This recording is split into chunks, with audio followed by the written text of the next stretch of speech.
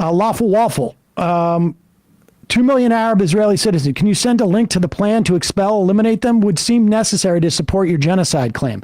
Well, actually, it wouldn't. I mean, just based on the academic definition of genocide. But we must encourage emigration, encourage the voluntary emigration of the residents of Gaza. It is moral. Encourage the voluntary immigration. I mean, I don't, like. As bombs are falling and people are being starved. Encouragement. That's encouragement. Lawful Waffle doesn't understand what genocide is. And also, like, in what other circumstance, like, do you think that the Israeli government doesn't have a plan for this? Do you think the Israeli government has no plan that they've even floated around to encourage voluntary emigration? I mean, as of April 15th, United Nations report said that 62% of all homes have been destroyed in Gaza. That was a month ago.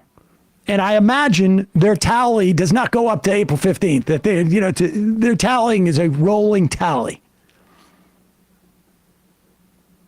I mean,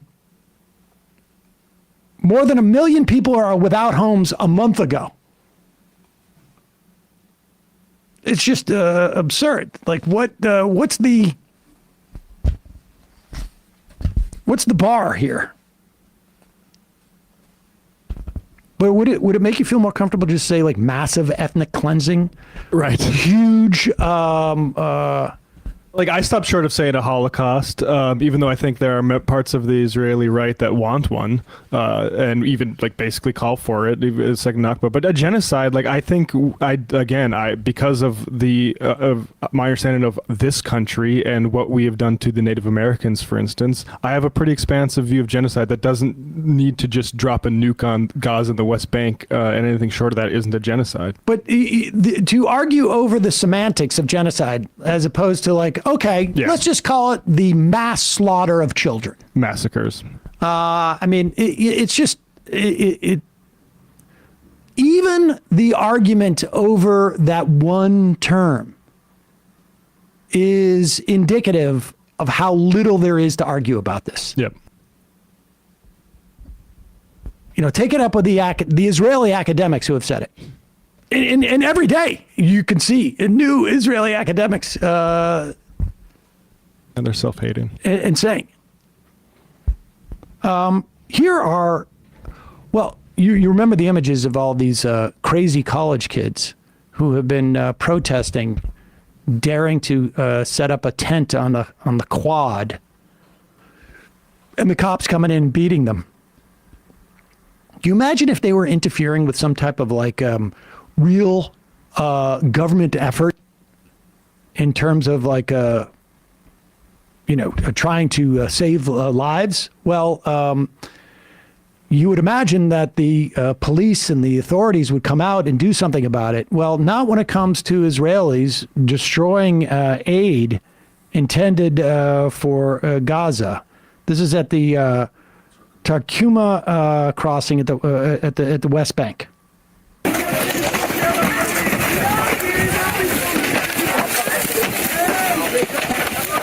Where are the cops? Where's the military?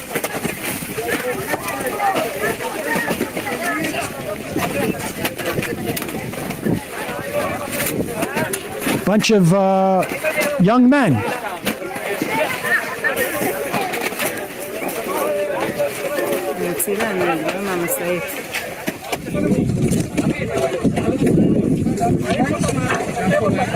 Just destroying all the aid packages. Yeah, but the what was that dining? I forget that company where they were shot. Big thing a month ago. The aid workers that were killed. The World Central Kitchen. World Central Kitchen. Yeah, I'm sure that was an accident. I mean, There it is. And the only way, and this is why Pappy has always said, Ilan Pappy said when we had him on the show, like the pressure needs to come from the outside, and the abdication by Biden and everybody that is instead just finding a way to, oh, here's another $1 billion that we had, kicking through the system to just take. It's support for this.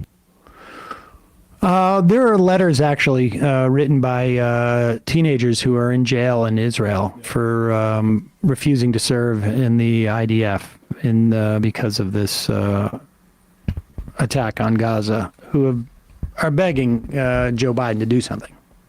Take the keys away from this drunk driver, essentially. Hey, folks, don't forget to hit the subscribe button and check out our daily show. We do it every day at 12 p.m. Eastern for about 2.5 hours. We even take phone calls. You should check that out.